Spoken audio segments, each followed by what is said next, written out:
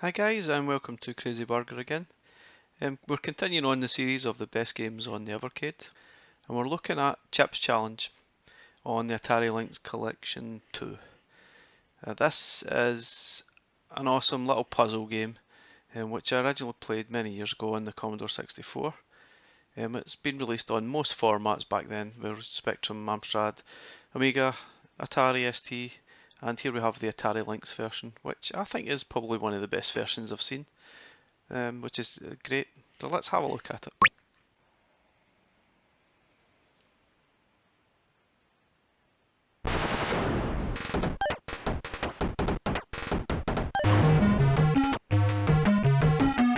So you play Chip. I guess that's what his name was. Challenge, and you're basically going through the levels, collecting all the chips and finding the exit. And that makes it sound so simple, which it really isn't. It's such a great challenge. I'm pretty sure I read that there's probably about maybe 99, 100 levels or something. So you play Chip McCallahan.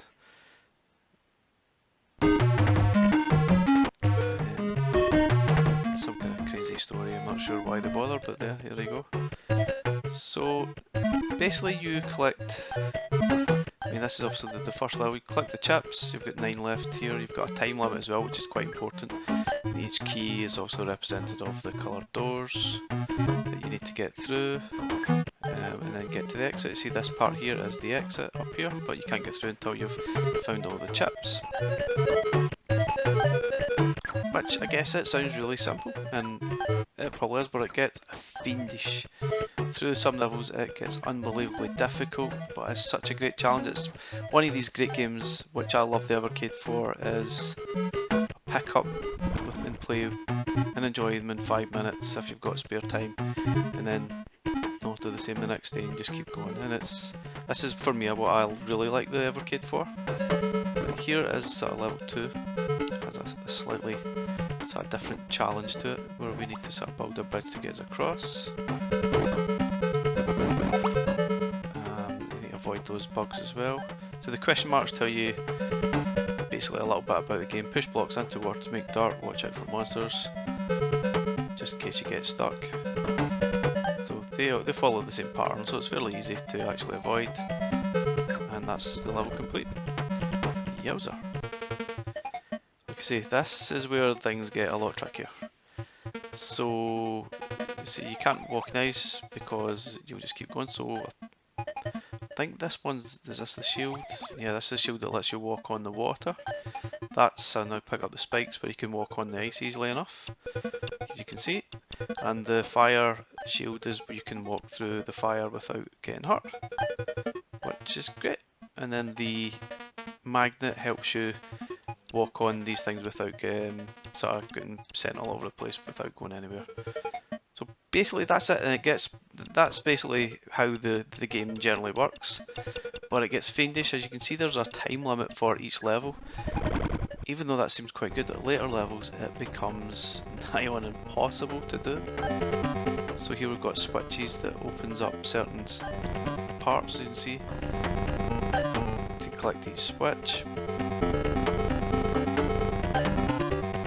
It definitely makes your brain work a little bit, which isn't a bad thing. And you can play this slightly different to maybe a platformer or a shoot 'em up or something, so it's a slightly different style of game. I didn't make a lot of progress back in the day in the Commodore version. I guess...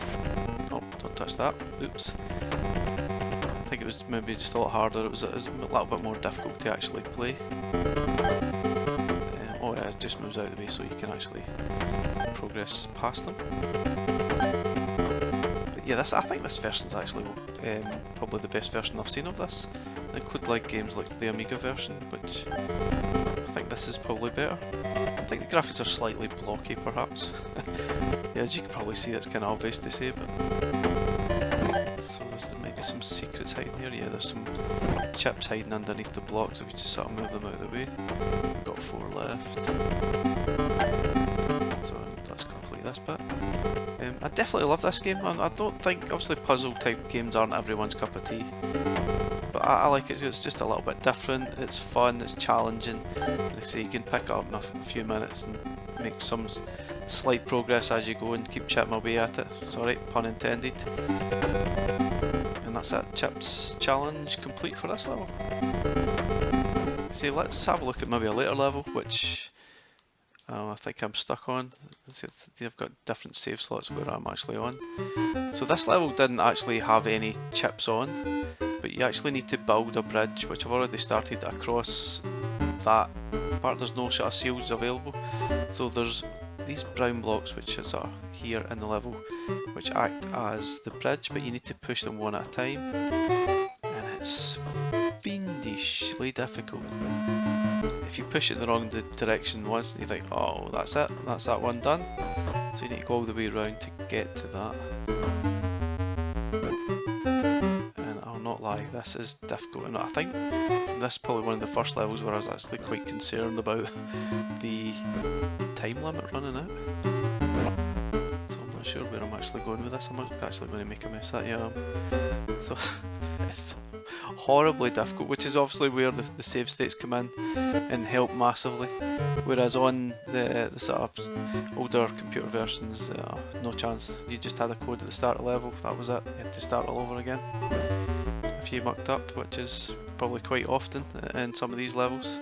But yeah, what a great little game, I absolutely love it. So I'm only on level 18 at the moment and still trying to make progress. It's going to take me quite a while to actually get anywhere. But guys, thanks for watching the video today. Please like, subscribe, and I'll see you next time. Bye for now.